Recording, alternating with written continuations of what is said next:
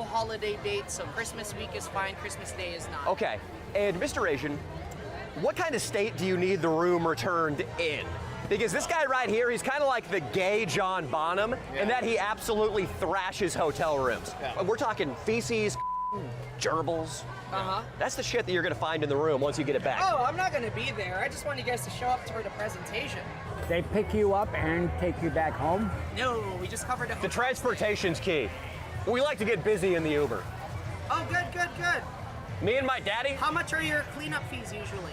$100 maxed out every single time. Sir, you definitely should keep that private Uber number because that's hella cheap. Well, here's the thing.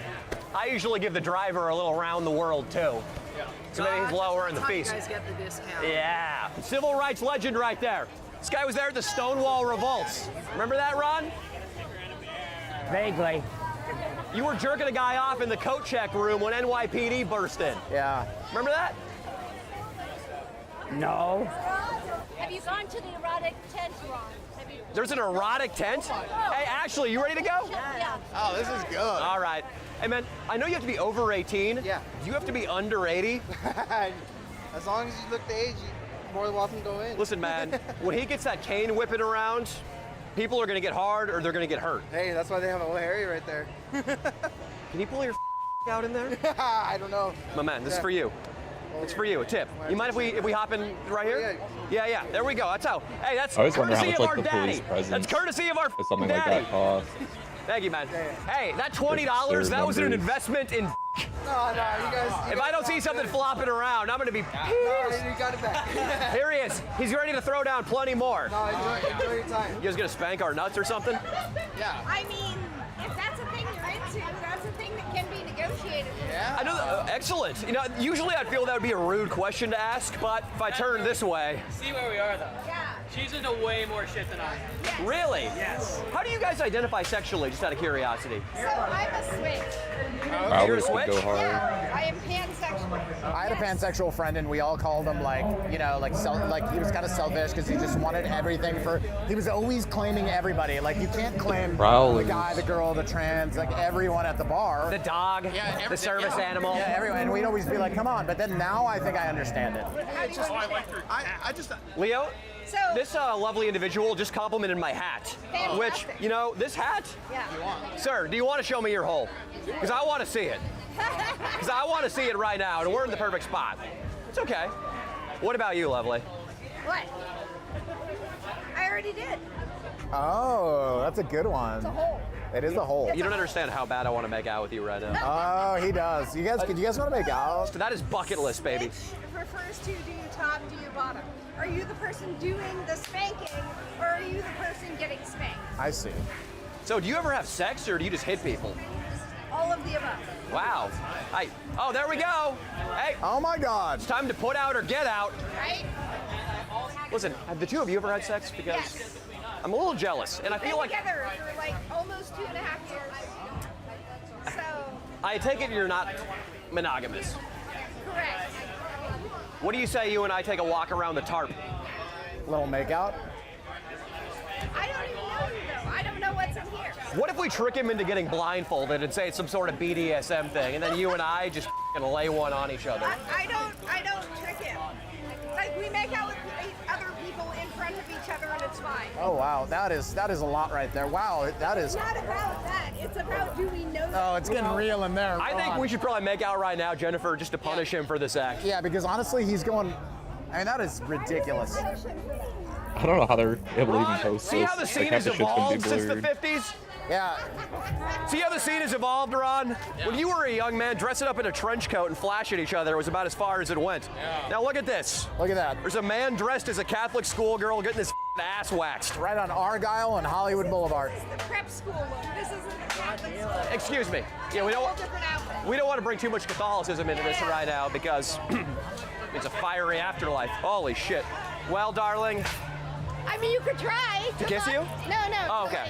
You know, got make it. him jealous. what if I tried to kiss you? Then that would be non-consensual. Got it, That's got it. Something we don't do in here. Got it. Absolutely not. Absolutely not. I mean, you're very attractive, and Oh. we sat and had coffee, and maybe went on a date or something. Like just because I'm pansexual and will anybody doesn't mean I everybody, right? So just because you would doesn't mean you will. What if I dress up as a opinions on wolf? Will it help my chances if I show up as a wolf? Like this video? Want to see it totally uncensored? Well, our Patreons get that pleasure. And you know what? They also got access to it a week early in its full, extended, raw, uncensored form. For $7, our Patreon is a must for any fan of the channel, and it's linked below. Somebody said that while all the spanking was going on in there, you were masturbating a little bit. No. You were touching yourself. No. It's okay. You're like you just went under the pad, like jerked off a little bit. Listen, it's pride, man. It's touching, all go under the I was pants. touching myself in there. As long as you don't produce the member, as long as the Corvette stays in the garage, you're fine. You keep that little cast member down there. Just put him away, and you're good. Don't worry. If that guy was following you and you were a little bit younger, would you give it to him? I go to the Braille Institute for my ass. Oh, really? For what? Yeah. the Braille I go to the Institute? Braille Institute for my ass. Because that way you can get a little peace and quiet. All right, we're getting sucked into his Milton Berle routine, Leah. Ron, you can communicate with us like regular people, all right? Yeah. It's not a 1940s comedy program on the radio. He sucks us in with his quiet little voice. He's like, hey, Manny, I want to say something. Yeah, and then it's a little Milton Berle joke. And then you get in and you put like, yeah, Ron, what's going on? You want to tell us something? Two Jews walk into a bar. Oh. That's all we got. All right, let's go join the main festivities again. Happy Pride! Ladies, happy Pride. We're going there. Yeah, you just keep going. Cahuenga's the next street, and you just make a left. There's gonna be a plethora of dick on the way over there. Yeah, and hands off my baby, hands off my. Hey, I'm gay. She's my girlfriend. I'm gay. Oh, nice. Ew. I love that. I love that. Wow. Can I make out with your girlfriend? Yeah, whatever you want. Only because we want. I'm so That's gay, but crazy. that felt good. Can I make out with your girlfriend? Yeah. Yes. Oh. Oh, rip. Damn it! Night time. You gotta find a makeout, buddy. You're gonna feel bad about that for weeks. Well, I'm not sure what you just made out with, Leandro. Fuck, dude, was that a dude? Stop. It's possible. No, don't say that to me. Are you was serious? It Dude, definitely stop. had I'm about to get real homophobic. you. A guide to better fishing. You just got catfish. You think so? Yeah. You know where they really need this, miss? Yeah. I appreciate they really need this in the 18 and over area. They needed more in there. Get in there. Get in there. I would get in there. There's a couple dressed as prep school students. They needed more than anyone, man. They do. Yeah. They do. They are sick. Because right now they're in the carpool lane to hell. Yeah. Okay? And they're speeding. Yeah. They are. Stop. Did I make out with a dude? Did I kiss a guy? Don't with me. Yeah. What is that? Hardly. Did he get that on camera? What on camera, Ron? Him kissing a guy? Yeah. No. Oh wait. Ron was just like, did he get that on camera? And I thought it was gonna be like, what? Me tripping over my own dick or something? No, he's like, Leo making out with a guy. Shut up, Dude, even Ron. I didn't make out with a guy. And Ron has been nothing but honest today. Did I really? Did I f up? She said it was a girlfriend, but I didn't know. Ah! Leo acting gay and soliciting a kiss, in theory, it worked beautifully. Right. In practice, he kissed a guy. God damn it, dude. Well, we Stop saying that. Well, I you can't. dressed appropriately. I can't get homophobic here. This would be a bad place for me to We get got that homophobic. though. So listen, the best way for us to get what we want, Yeah. Yep. We gotta gay it up. we gotta gay it up. Hey, hey, hey, hey, hey, hey, hey. Giants hey, player, hey, that could be nice hey, against the hey, Giants. hey, hey. Oh yeah, oh yeah, oh yeah. Dance off. It's a dance off. It's a dance off. It's a Armor dance Magic off. Resist. Quality. Yeah. Yeah. Oh. Does anybody want to make out? Shit! You better be careful which bandana you put on the doggy. I'll f the shit out of it. Happy Pride. See, it's my best pickup line. It worked. Well, actually, I was wondering if I could touch those. You want to touch your titties? Oh my God! I think. you want to kiss and touchy? Yeah, that's crazy. See, listen, in San Francisco, that was the way to establish you were an ally. Yeah. I leaned over thinking Ron was about to be telling her a Pollock joke, and it turns out, can I touch your breasts? Dude, you asked him. That was awesome, dude. You guys are giving him flashbacks of crackdowns in the Castro in the 60s. Yeah. He's from San Fran. He kind of liked it when the cops came in with their batons and started busting heads, though. Remember in the bathhouse, Daddy? If you guys want to hook up one tongue of the taser to each testicle and then zzz, he likes the punishment. He wants to get tased so bad. He says police Haven't even tasers are his bought. amyl nitrate. It's the only way he can take a Still big smoking them. officer. I'm looking at you. Yeah. Ronald.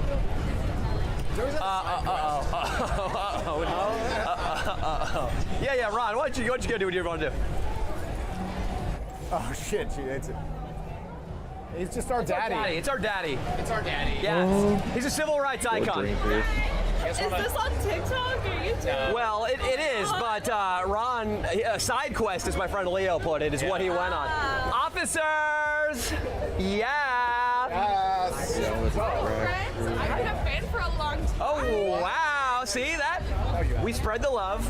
Yes, absolutely. food fine. The 40 hands in Vegas. We do it. It was for civil rights. Yeah? We had 40. It was 40 hands for forced oral. You know how my YouTube channel works then. Show your cock to the camera right now, bro.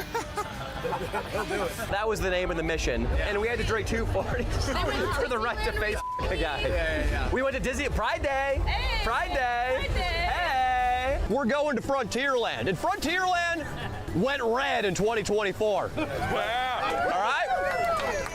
I am so gay, but you're doing something to me right now. Oh, really? Yeah. Thank you. I'm not sure what it is she's doing. Oh, hi. Yes, baby. Remember 40 hands for forced oral? Oh, that myth. Can we please see the baby blues? Do something with them. Yeah. Do something with them. Yeah? Yeah. You know, if I wasn't gay, I would totally kiss you right now. You're a crazy girl. Okay, it was so nice meeting you guys. Have a great day. So you. Hey, baby. me. Yeah. Hi. Do you like what you see, darling? Yeah, no, very. Really? You know, if I wasn't gay. Yeah, same. Same. If only we could meet in another life. Right, yeah. He's just upset because I made out with someone earlier, and he wants to make out. Yeah. I'm trying to get it back. See, many gay men around. Yeah. Well, it was a woman, I guess. So. Oh, no. Yeah, that's up for debate. I'm not the one, but. We need the same testing they did on that boxer in the Olympics. Yeah. They need to do that on this It individual. was a girl. Are you guys famous? Yeah. Seriously? I'm telling you, Am we're in the I getting community. clipped right now? We've done so many. We do a series called The Gayest College in America, where we go in and we just try to find the boy and swallow it. It's been so easy. We are giving Mardi Gras beads to women willing to show their breasts. All right, well, it was a pleasure to meet you guys. Oh, don't move your arms like that. That was I couldn't take that. That was a lot. Can we pretend we're birds spreading our wings? You are f***ing hot. Oh my God. Dude. That would have been nice, dude. That would have been nice.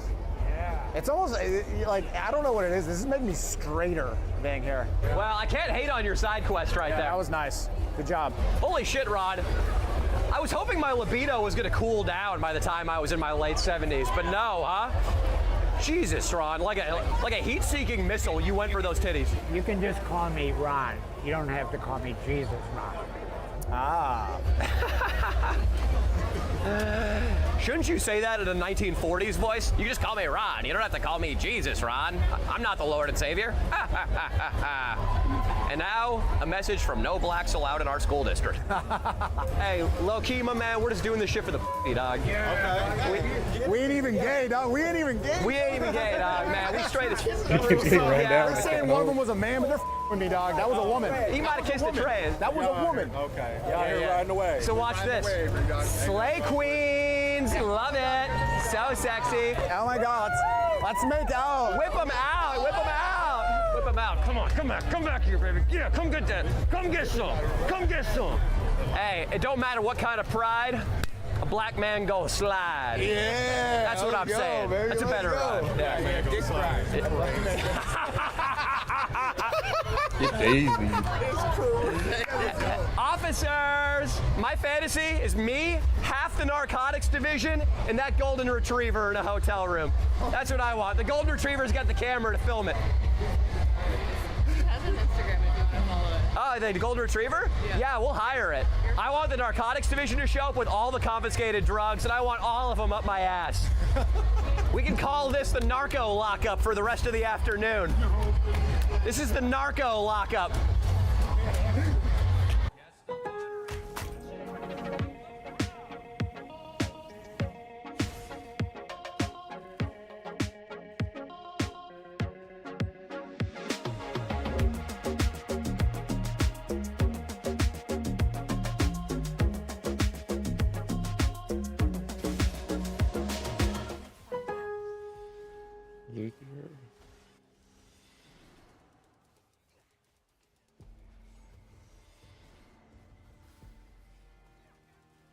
So guys, if we can back up this footage about 20, 30 minutes ago, he made out with a guy.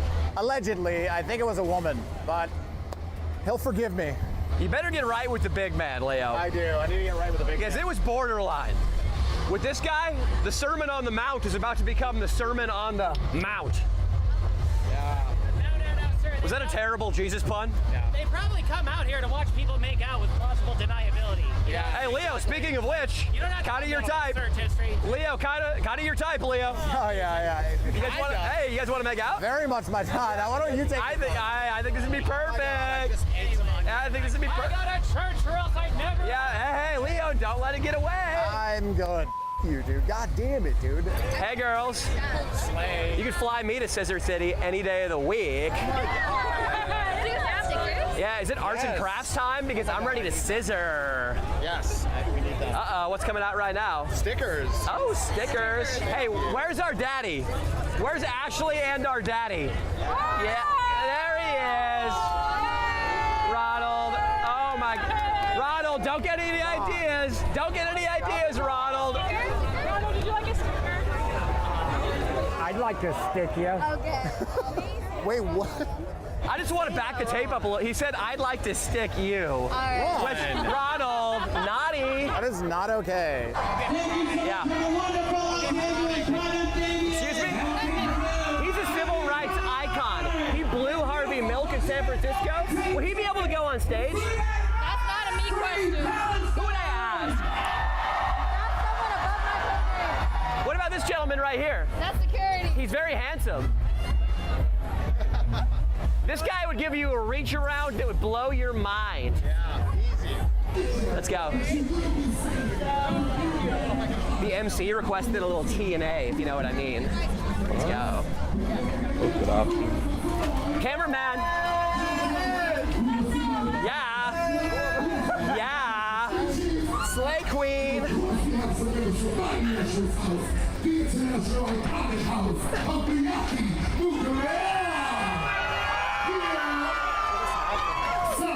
Slay Queen. If y'all do bogey before they hit their tail, as soon as you see the girl down for a tail, I need y'all to snap. Okay? So the challenge me, I want to see y'all snap. Who it is? What's going on? Hey, you look so good. I'll do anything you say. You look so good. You look. Spank me and I'll leave. Spank me and I'll leave. Spank me. Spank me. Spank me, daddy. Where's my girl? Why are you being so disrespectful during Pride? Oh, disrespectful during Pride? We would never, Queen.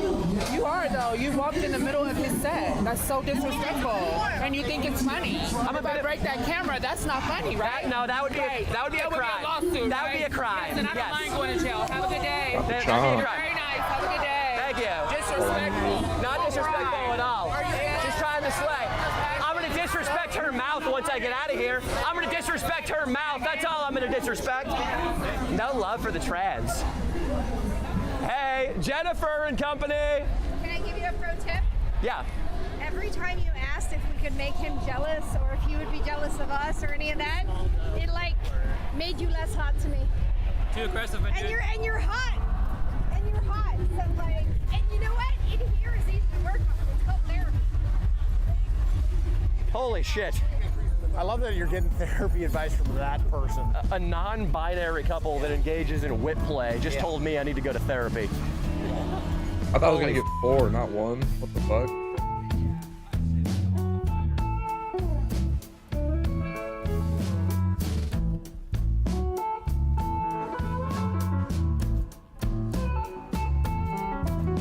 Argentina #1, baby. Argentina, vamos! Vamos, Argentina! There's a real woman right here. Argentinian woman right here. This is 100% real woman from Argentina, vamos!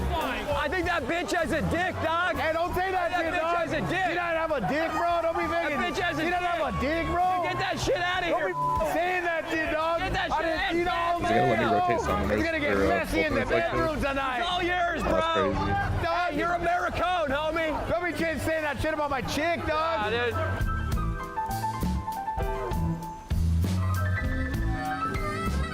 Sounds good. Blow, OG, blow.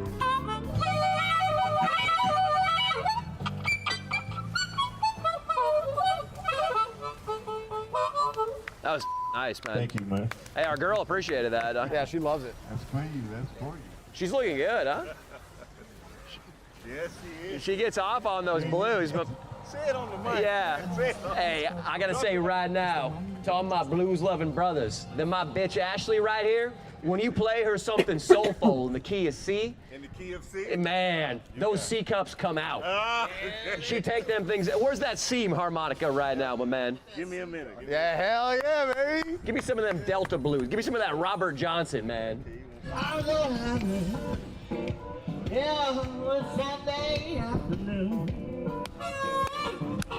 Oh my God, Starry Night.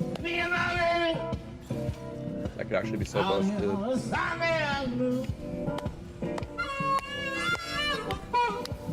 We out here now, but we gonna be back in our private space soon. Yeah. I'm here with my woman on a Sunday afternoon. I'm with my sexy woman. That's what you come here for. On a Sunday afternoon. There we go. There we go. There we go. If she takes up a dress and I see the penis, my balls will be blue. Yeah.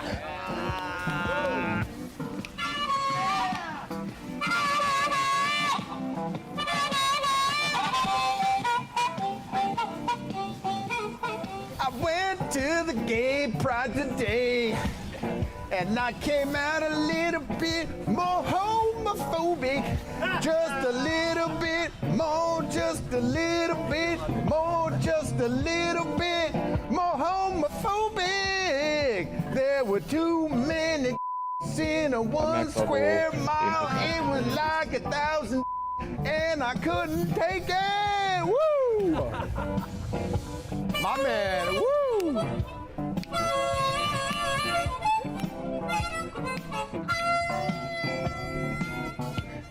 Let's go, Big Ron. Yeah, here it comes around, Ron. My weenie has the first name. It's, what the hell is my name? My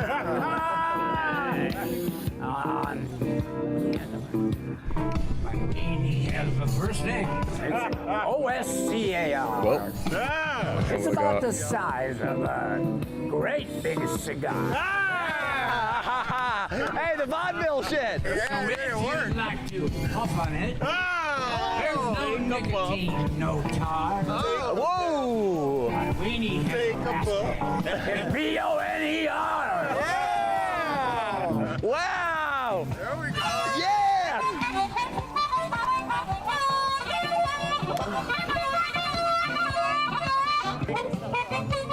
That was amazing, man. Amazing. The man right here.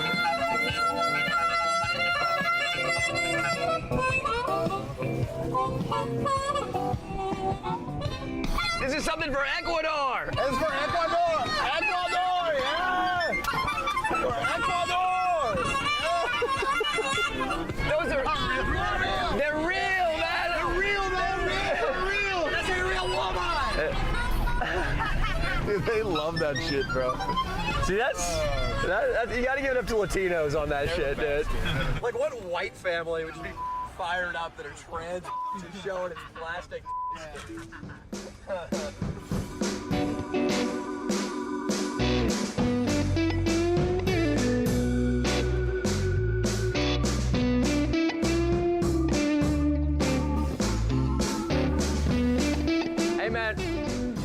I ain't even trying to sound gay or nothing, but you're a good-looking guy, dude. You're a god? I am with God. Yeah, I can be a God, but I don't play God. All right. We're saying you're handsome. We're just saying you're really handsome. I don't care. All right, man. I don't like to see myself. Easy I don't want to hear peasy. your reflection of me. I'm with God. All right. We are too, brother. We are too. No, Yeah, so are whatever we. you say. I'm like with God, dude, and not the way you are. Okay. You mean trans? Stop me. All right, back up, bro. Back up, bro. All right, back up. Dude, we're just saying you mock. Do you look at? We're just saying you're good looking. I'm with Jesus, mother. And I'm not into vanity. Say something from Jesus Christ. Spit that out. You did. Live by the sword, die by the sword. That's not from Jesus Christ. Yes, it is. No, it is not. What is the sword? It could be unkind words. If you say unkind words to people, they'll say unkind words about you. Why don't you just admit that you're saved? You got me. Oh, bam. You got me, baby. Hey, we're good? Hey, you are the man, dude. Hey, you are the man, dude. Hey, you are a handsome motherfucker. I gotta give it to you. You're a handsome guy. Can't hear that shit. Hey, you take care. I'll see you here this time next week. Hey, you're the man, dude. Peace. Any one of y'all. Yeah. We were telling him to clean up a little bit. Yeah. That's a good looking bum. Yeah, yeah, exactly. Bro, what the hell is that? If you go tell these guys here that, man, there's some bad bitches on that boat. That's solid, dude. Yeah. Mark, you ready to set? You got some bad bitches. Yeah, he said you got some bad bitches on his boat.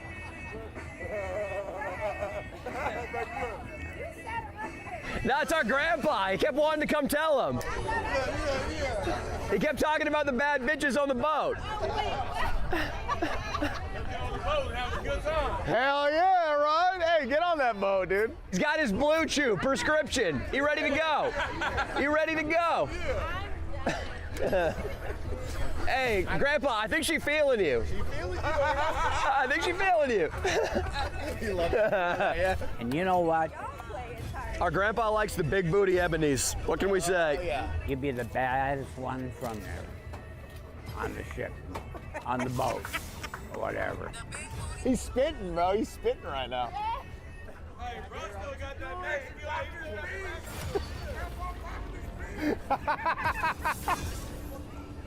gotta tell her she ain't You gotta get rejected. Like he's like, I'm done, bro. Like it's over.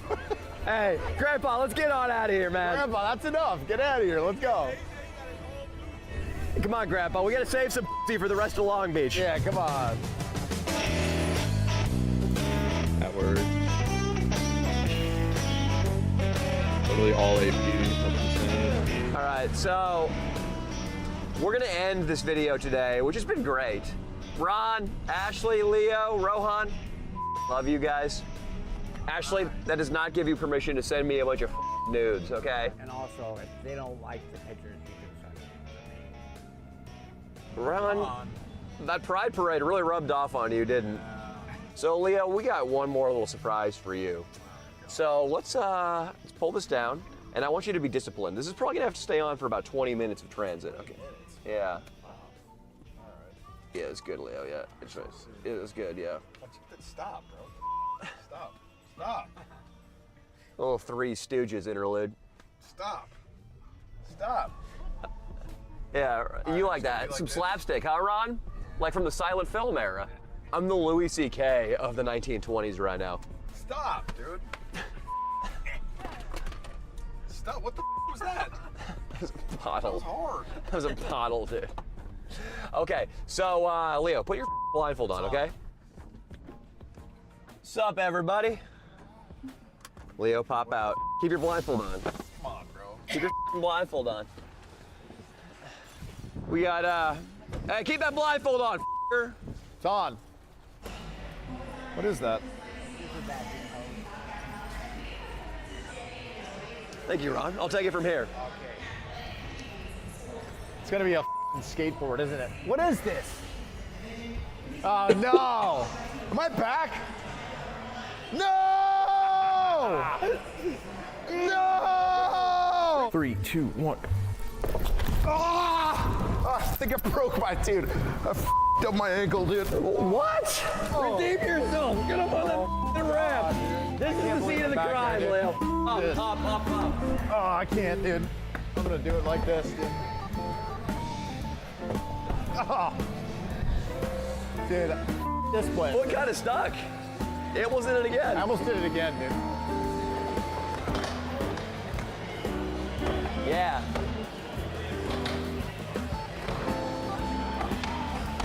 Hey, Ashley, if I land this axle stall, you gotta show your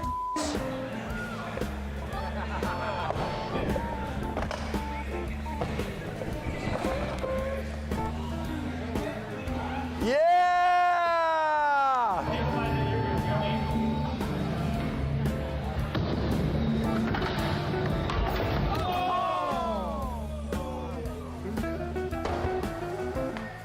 Yeah!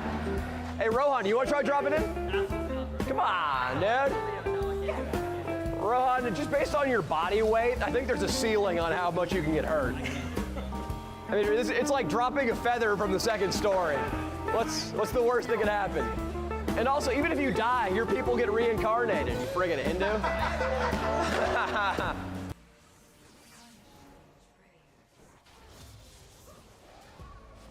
Wet work is the old intelligence community term for assassination operations. The name comes from the fact that these missions often leave behind blood, hence the wet part. A series of increasingly bold assassinations have now struck Russia's high command far from the front lines. And what most people don't realize is that all of these killings are part of a much larger wet work campaign on a scale that we haven't seen since World War II, in a campaign that's designed to pressure Russian authorities into ending the war. According to leaked European intelligence reports, Putin has now become so fearful of these operations that he has stayed in his underground bunker for weeks on end to avoid these assassination attempts. So today, I want to look at the unfolding assassination campaign, and we'll ask if this kind of assassination strategy like this even works. For nearly 3 years, one of Russia's most senior generals lived with the kind of security most people can only imagine. He had elite bodyguards, all of his communications were encrypted, he traveled in armored government vehicles, yet on the morning of December 17th, 2024,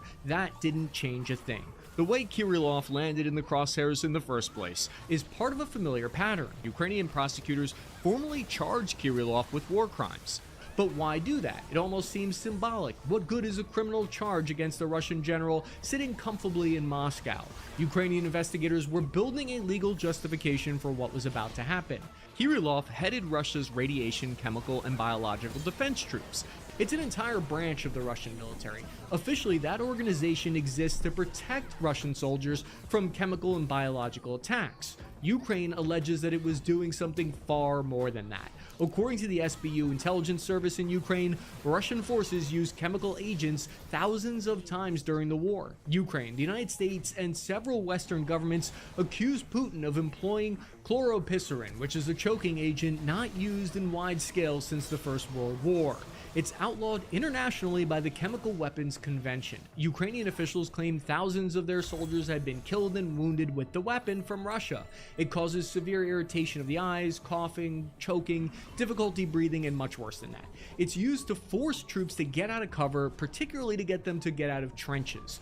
Kirillov allegedly personally ordered the individual chemical weapons attacks, and by killing him, the Ukrainian SBU believed that it would send a message. But the challenge was enormous. First, they had to find him. Human intelligence on the ground in Moscow had to identify his residence. Ukrainian agents on the ground studied his routine. They figured out which entrances he used. They determined when he left for work. The sources did this inside one of the most heavily monitored cities in the world. This is a pattern of life done ironically to cause a pattern of death. How do you hide an explosive? City scooters are everywhere nowadays. Probably seen them. They're basically ugly urban camouflage at this point. And if you've ever tripped over one blocking a sidewalk, you've identified exactly why they're useful in this case. Nobody looks twice at them. The assassins team decided to hide the explosives inside the electric scooter and position it near the entrance of Kirillov's apartment building.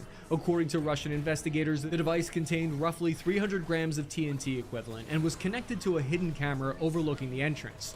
The video feed allowed handlers to watch the building in real time. Lieutenant General Igor Kirillov walked out of his apartment building in Moscow, and seconds later, he was dead. The explosion ripped through the entrance of the building, windows were blown out nearby, and debris were scattered across the sidewalk. It killed both General Kirillov and his aide instantly.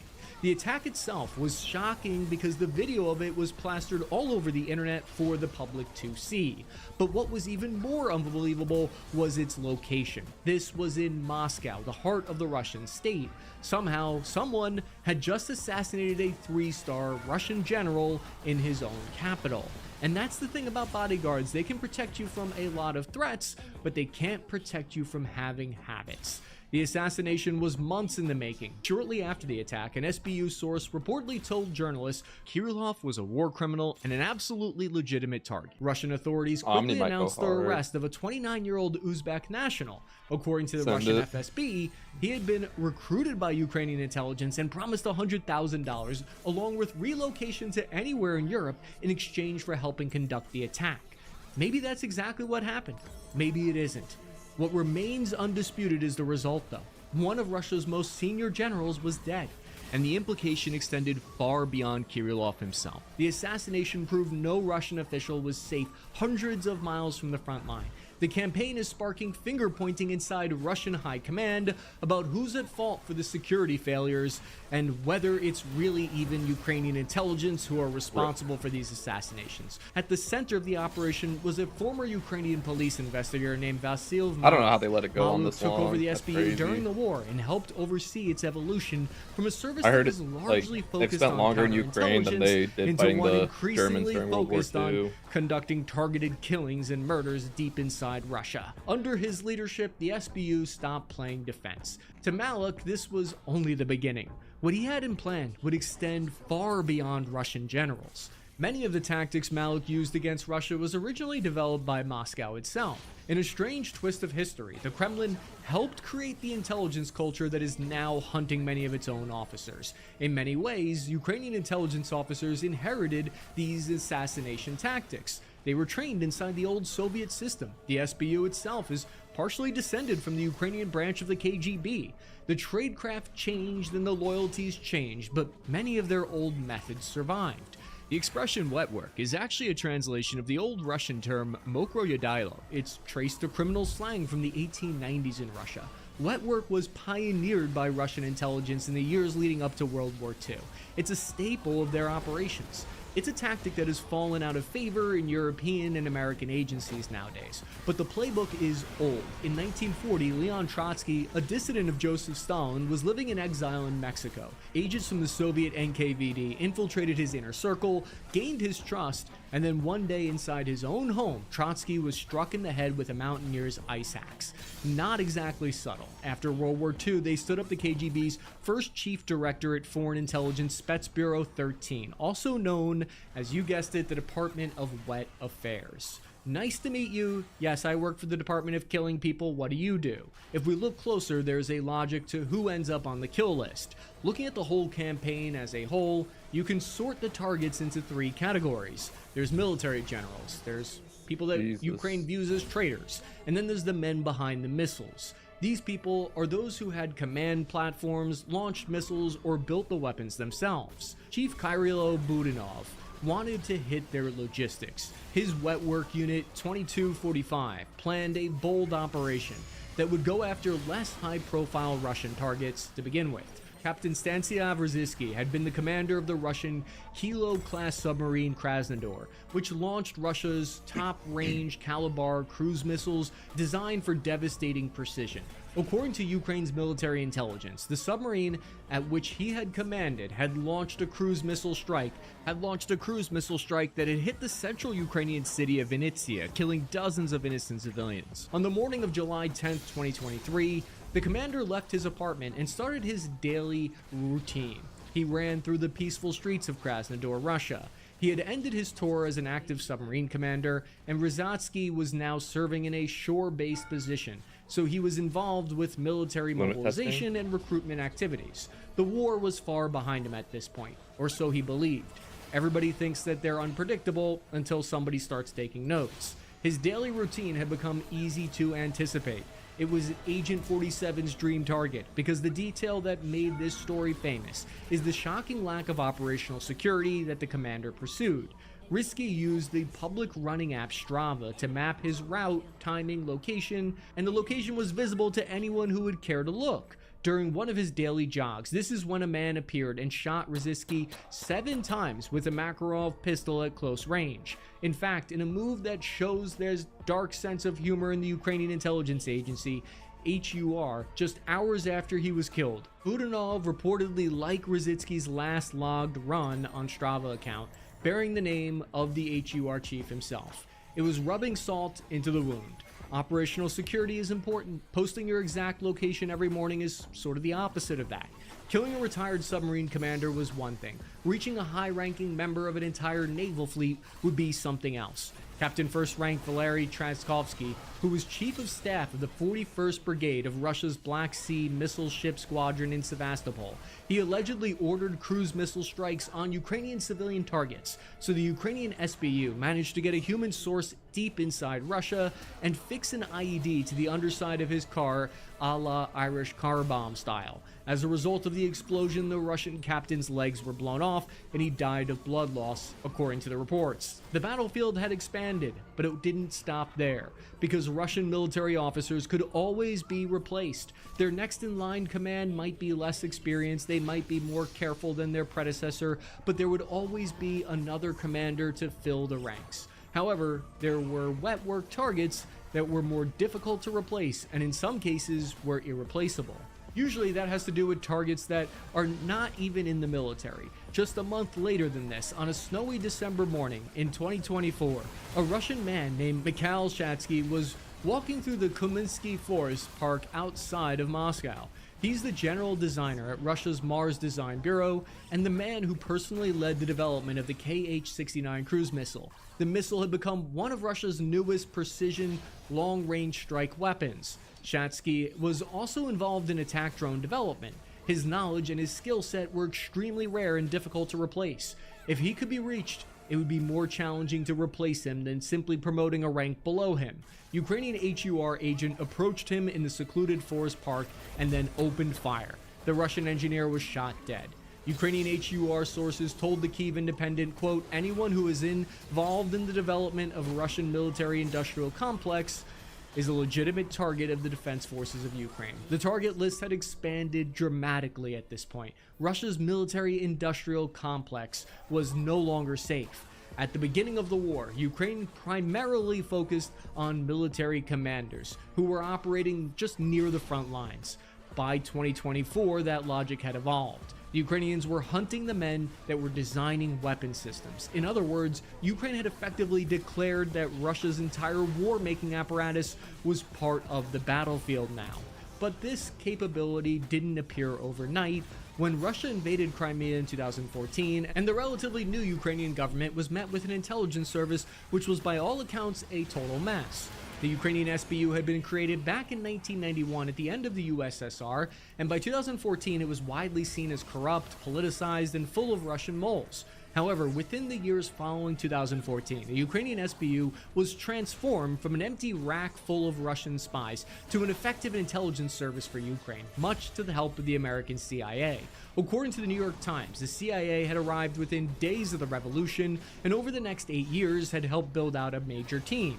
In fact, the CIA worked with the Ukrainian SBU to build a walled-off arm called the 5th Directorate, insulated from the rest of bureaucracy and free, as they hoped, of Russian penetration. Unit 2245, at the same time, the US intelligence worked to help rebuild that with the HUR, including training that elite paramilitary unit 2245. And they were tasked with confronting separatist sabotage and performing reconnaissance deep in occupied territories during the war in the Donbass, eliminating significant figures within the pro-Russian forces. The general named Valery Kondratyuk took over and personally lobbied the Americans to help rebuild this group.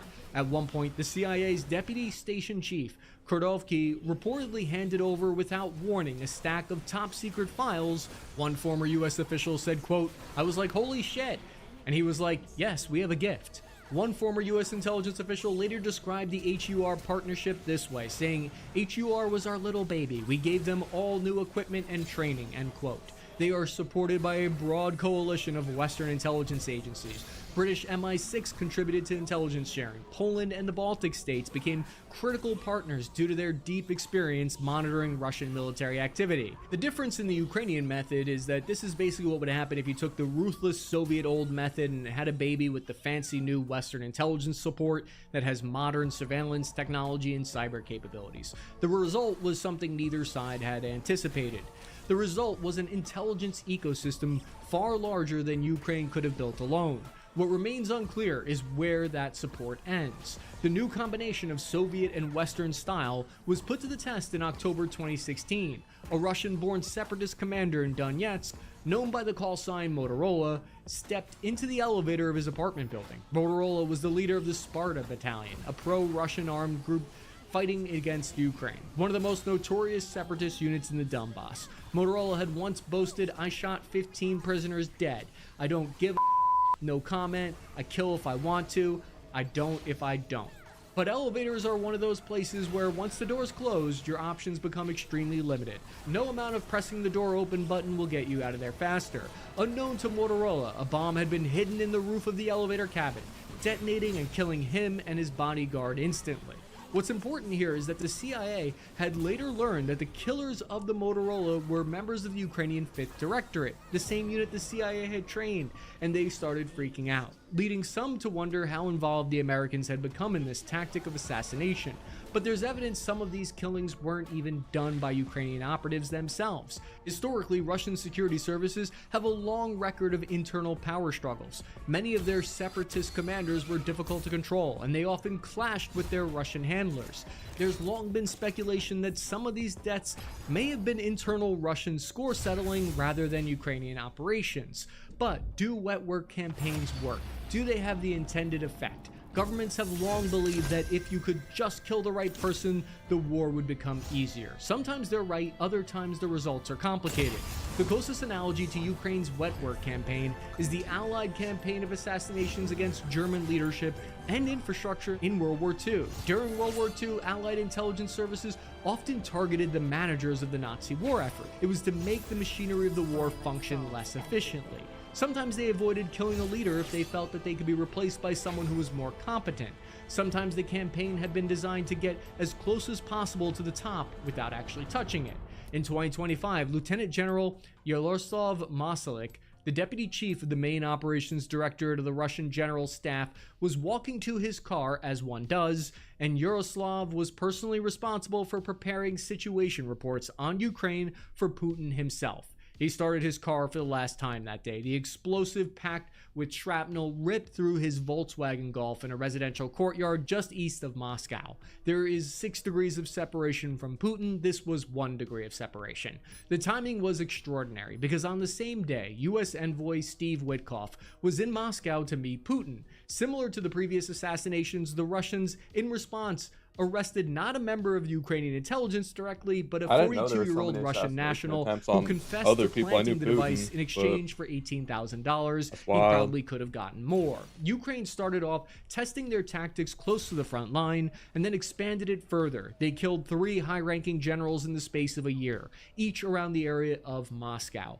But Ukrainian HUR believed that they could only get so far with taking out generals, scientists, officers, and engineers. There was one final, unlikely category of supporters of the war effort that would also be targeted next. There's a saying that you can't kill an idea, but it hasn't stopped people from trying throughout human history, and sometimes they wound an idea very badly enough that that idea becomes less attractive. Ukraine expanded their wet work campaign to people they considered to be propagandists who were peddling Russian narratives. These are people who, while not active on the battlefield, are involved in the information war. It's a controversial dark side of the campaign. Ilya Kliva was a former member of the Ukrainian parliament who fled to Russia when the invasion started. There he justified the invasion while on Russian state media. He called for Ukraine to surrender. As a response, Ukraine had initially sentenced him to 14 years due to treason. But clearly the SBU chief Maluk had something else in mind for Ilya. Just southwest of Moscow in December 2023, Ilya was sitting in a parked car when a gunman approached. Ilya was shot multiple times. The HUR spokesperson went public saying, quote, "We can confirm that Kyliev is done. Such a fate will befall other traitors of Ukraine, as well as the henchmen of Putin's regime. SBU Chief Vasily Malik stated in March 2024 in a Ukrainian TV interview that the agency had killed more than a dozen Ukrainian collaborators in occupied territory. Mikhail Filipenko was a former separatist commander that Ukraine accused of personally running torture chambers in Luhansk. On November 8, 2023, he walked to his personal car like he'd done many times before, except this time agents had hidden a bomb on his vehicle and it exploded, killing him. HUR claimed responsibility, going as far as to post his home address on Telegram, doxing him. The campaign was not limited to Ukrainian traitors, but expanded to those directly involved in Russia's pro-war There's media so many and propaganda assassinations on machine. generals and shit. Valentin Tarsky, real name Maxim Forum, was one of Russia's most prominent pro-war mill bloggers, a man who stood at Kremlin annexation ceremony in September 2022 and said on camera, quote, "We'll defeat everybody, kill everybody, rob everybody we need to." Simply put, this man was extremely important to the Kremlin in creating Russia's narratives about the war in Ukraine. At a public event in St. Petersburg, he was handed a decorative bust. It looked like a nice gift from an unassuming person. Inside, agents had hidden explosives in a remote detonator. The explosion killed him and wounded bystanders at the event. Unintended targets have been hit in the campaign as well. Darya had a famous father, Alexander Dugina, a well-known ultra-nationalist political commentator who's close to Putin. A remotely detonated car bomb killed her. U.S. intelligence later reported that the intended target had been her father. The Ukrainians denied involvement. With over 120 successful assassination missions, Moscow started to devote enormous resources to hunting Ukrainian operatives. The Russian FSB, Russia's primary domestic security service, responded to many of these attacks by launching massive manhunts and attempting to trace Ukrainian intelligence handlers inside Russia. The pattern has been clear. Nearly every time that there's been a killing, they arrest someone that they say was a collaborator. At the same time, Russian intelligence services have pursued their own wet work campaign against Ukrainian leadership, attempting to assassinate the head of their drone program, attempting to assassinate Ukrainian President Zelensky repeatedly. Russian plots targeting senior military officers have relied on recruited agents and insiders. In many ways, this shadow war is what makes the conflict so unusual. However, whether or not such a tactic of assassinations is an effective strategy of warfare is heavily debated according to military analysts. Mark Giletto, a Western analyst, wrote of Lieutenant General Mostalik, "His death will create short-term disruption within the GOU as his replacement gets up to speed, and some small long-term damage to the senior officer talent pool. But the truth is that however effective an operation by Kyiv's operatives is, as the likelihood of some kind of ceasefire in the war looms, the overall impact will be, as one British security official admitted, a story today, forgotten tomorrow." Giletto's making the point that even killing a 3-star general creates only a short-term disruption, and when a successor eventually takes over, the war simply goes on. However, there is a second function that does seem to be effective, and that's the psychological function. Putin reportedly has his bodyguards, cooks, photographers, most of his whole entire team thoroughly screened before they even get close to him. They are unable to use their personal phones. OPSEC is normal around high-profile politicians, but it's unusual to have to use devices without any internet access. The leaked European intelligence alleges that Putin even stopped going to his residences in Moscow after unverified claims that Ukraine attempted to assassinate him there. This unusual behavior reportedly started happening after a car bomb killed the top general Fanil Savarov in Moscow. The Institute for the Study of War, ISW, said it had observed, quote, corroborating evidence of enhanced security measures for Putin and the high-ranking Russian officials due to the success of the assassination campaigns. The assassination of Savarov was the final straw. It is said to have sparked finger-pointing within Putin's own administration about who's to blame about all of these security failures. Russia's now providing federal protective services to 10 additional high-ranking generals, limiting the movement and communication of the highest ranks of Russia.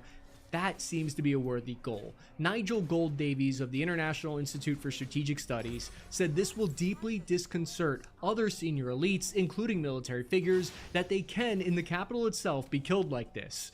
Because one of the main effects of these high-profile wet work campaigns is bringing the war to the daily lives of Russians who had previously been able to ignore it. The logic is any Russian commander who had previously considered acting brazenly, such as striking civilian infrastructure, may do so with the risk of their life.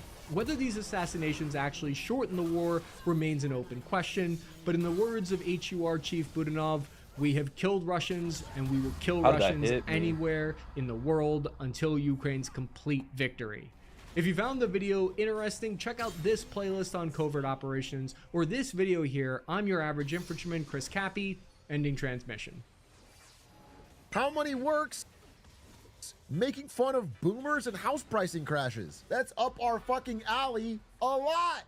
Let's see. This is called But That's My Nest Egg. And I assume it's about a theme which I have considered pretty damn important, which is that, yes, we've built a lot of our economy around rising housing prices, but eventually we have to correct it, which will understandably mean boomers losing some money. And I know for some of them that will be painful and it's sad, and I do agree. People at the margins that lose them the wealth they put in their house, it's not good. But we can't do anything else, bro. They can't keep rising like this. Young people cannot afford a home. The most real estate-centric economies on the planet, house prices have been doing something they weren't supposed to be allowed to do.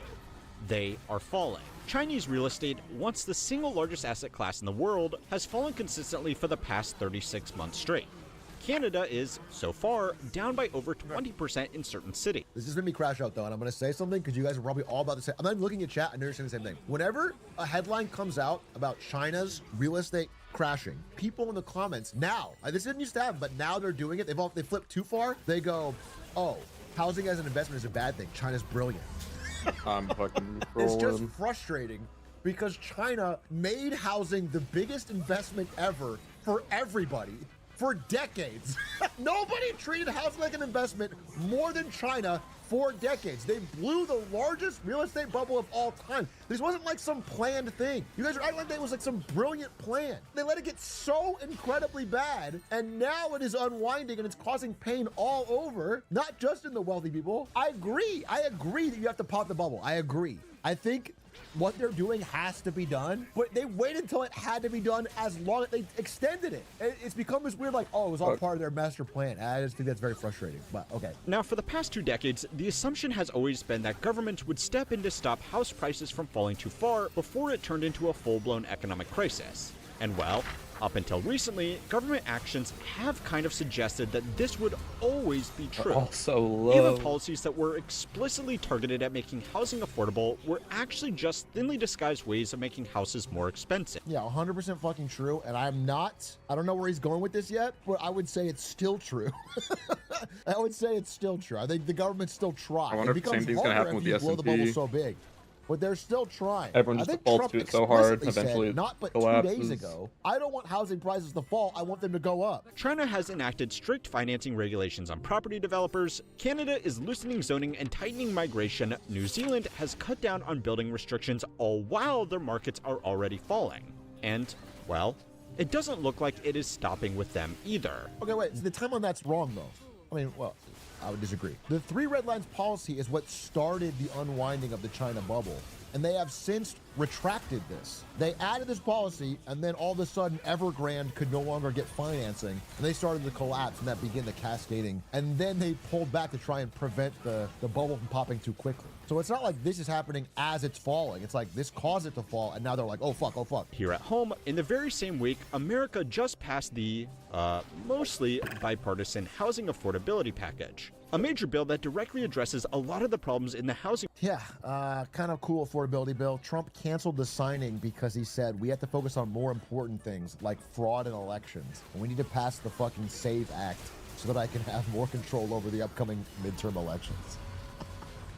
And he's like, I will not sign this bill to make housing more affordable until we get these elections more rigged. So what exactly has changed? And who is actually going to pay the price for this sudden reverse of course? Sluggish economy, dripping house prices, struggling home sellers in China are facing a new challenge as banks step into the housing market. The average price of a home in Canada went down again in April. It's the 17th monthly drop in a row. Median home values dropped about 7% year over year. First thing I'll say is, like, especially in Canada, it hasn't dropped anywhere close to Can't reasonable. move. I had blade wolves. Yes, they're dropping, but it's got so much further to fall. Like, if you still get Canada housing prices, it's like they're down to fucking normal. It's like they're collapsing. They're like trickling down from the absurd heights. So there's more to go, and I still think that they haven't reached the true pain threshold point yet where governments usually step in. All this stuff we're talking about now is because, you know, the stock market's okay, things are only slightly down. The boomers aren't feeling the pain yet. Once they really like go, oh shit, my house is worth way less than I thought, that's when the fucking pump starts coming in. First-time homebuyers couldn't break into the market, so we let them put 1% down, co-sign with their parents, access their retirement savings to use as a deposit, pay off their loan over 50 years, and in some extreme cases, even partner up with the government to qualify for a loan to buy a poorly constructed studio apartment. Dude, you know, Australia's crazy. I think Australia's, I guess, finally starting to try and unwind some of their horrible policies, which is good, and I respect it. But for so long, they've done so many things to try and pump the prices to do every possible thing to make it easier for it to take out a massive loan and buy, and then keep you locked in on buying. It's just all subsidizing demand, and they've probably been the most extreme of it. I heard if they do one last housing bubble pump, everything fixes itself. Yeah, that's what they don't tell you. It's the guy mining just for one diamonds. more. If you make a 75-year mortgage, then it's solved. Everything is figured out. Everyone can afford it. The housing That's prices so don't crazy. rise to accommodate the new demand. It's just everything evens out, and you're good. The 21st Century Road to Housing Act just passed the House 358 to 32 and the Senate 85 to 5, making it one of the most overwhelmingly bipartisan pieces of legislation this Congress has produced. Now, as a bit of a political sideshow, as of the time of making this video, President Trump is currently refusing to sign the bill into law, reportedly because he wants to use it as leverage to push the Save America Act through first. Now, the good news is that politicians politicking doesn't really matter here, because with those margins, it has a veto-proof majority. So it will become law with or without a signature. Interesting. The bad news is that, unfortunately, I didn't know that. I didn't know it had a veto-proof majority. It's going to happen anyway? I thought for sure he was going to hold it. the first is that the bill offers incentives to local governments that loosen up zoning restrictions to allow for more homes to be built. Beast. Basically, the Department of Housing God's and here. Urban Development is going to be handing out grant money to any city that agrees to let developers build more densely and in more places. Great. It sounds good, but it gets better. Okay. The second big component of this bill is the significant streamlining of the red tape around small homes, factory-built homes, and small factory-built homes. That's beast. The biggest single change being the elimination of the permanent chassis requirement, which in the past meant that manufactured homes had to be built on a metal frame with wheels and axles, even if nobody ever planned on moving them. Clearly, modern pre-manufactured homes have moved well beyond the trailers, and even though some factory home builders have found loopholes around this I don't know how law, I do no it's still a damage. lot That's cheaper crazy. to not have anything to jump through in the first place. Yeah, seems fine. Eliminating this strange rule alone is expected to bring the cost of each manufactured home down by $5,000 to $7,000, according to the Department of Housing. Imagine buying your hovel on Amazon. I'll call it a hovel, dude. That Nobody permanent wants to chassis buy- difference, That's my that biggest could be concern with different. these, by the way. Is It could that change it's things like, It up. reminds me of like small cars. It's not about affordability. I think Americans genuinely don't want to buy these, even if they're useful and good. We'll see. I just have this feeling that Americans, like as a taste, regardless of income, will not buy. The American housing market is really dozens of different market regions, all behaving somewhat independent of one another. And while some markets have remained strong around certain cities, a lot of the country is already seeing pretty significant drops in housing prices. As of May, national list prices were down 2.4% year over year, with prices falling in 41 of the top 50 metro areas and drops recorded across all 4 major consensus regions. The biggest Melody Wright called this, by the way, to the letter, to the date. Been incredibly on point with her predictions. GOAT status. You go back, you can read her talking about this shit early. And there are some pretty clear reasons why this is happening, even before the new laws take effect. The first so is much interest useless rates. damage. Mortgage rates have effectively tripled from where they were when housing peaked, meaning that by simple arithmetic, people just cannot borrow as much as they could a few years ago with the same income. The second is that internal migration patterns have shifted. People are still moving A out. little bit more on that. The interest rate thing was like, so interest rates, cost of fucked up borrowing that money, combo. they've been high since Should've been a 22. double, There at was this least. thought that like, you know, survive till 25 and they'll come down. Survive till 26, they'll come down. Haven't gone down. Survive till we get a new person in after Jerome Powell. But then Kevin Warsh comes in, and in his very first speech, he's like, I mean, he didn't say whether he's going to raise or lower interest rates, but his speech was like, inflation is the biggest fucking problem, and we're going to beat it no matter what, do or die. So it's been changing everybody's outlook.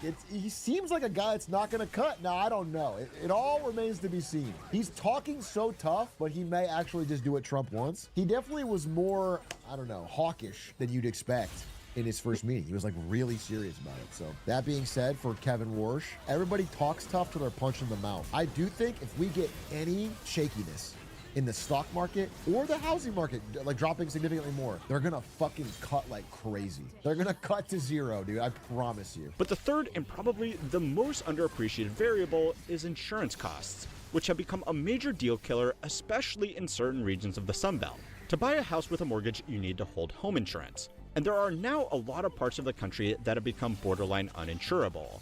In Florida, the average annual home insurance premium hit $8,292 last year, up 18% in a single year. Here's the thing. This is fucking woke mob bullshit. Climate change is not real. Building in Florida, no matter where it is perfectly safe and nothing will get worse.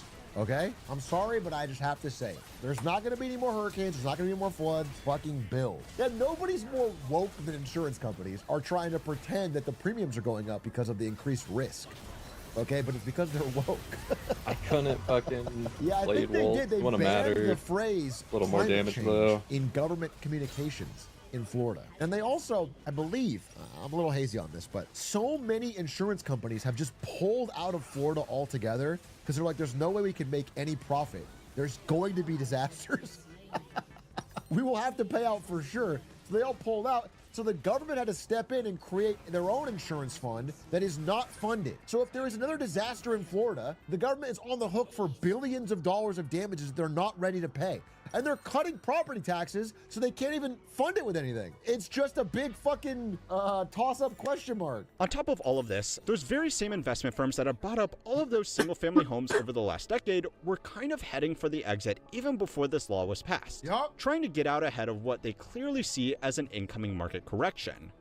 Yup. Melody Wright called this too. We talked about this earlier. For fucking 2 years now, people in the chat have been saying like, we have to get the big fucking firms. We got to get BlackRock and Blackstone, I forgot which one, BlackRock, out of the housing market. And I'm like, bro, they're already getting out. They're already running for the fucking hills, dude. They don't want to be in the housing market. The housing prices aren't going up anymore. They're already running. So it's like, yeah, we can ban it. We guess we should, but it's not, that's not the problem anymore. If anything, I'm worried about things like the Mark Carney thing, where private equity or private developers are going to be like, you know what? We should not be allowed to own these homes. Let's make a law that bans us from owning it and compensates us as we get rid of it.